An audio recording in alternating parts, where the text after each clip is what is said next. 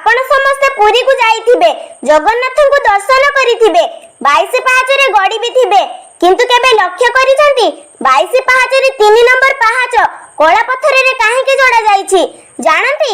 मु कहूची सुनंतु, ए कहानी कली जुग आरंभर। जगन्नाथ को दर्शन कले पाप मोचन हुए, पापी माने पुण्य पाई जाउथिले।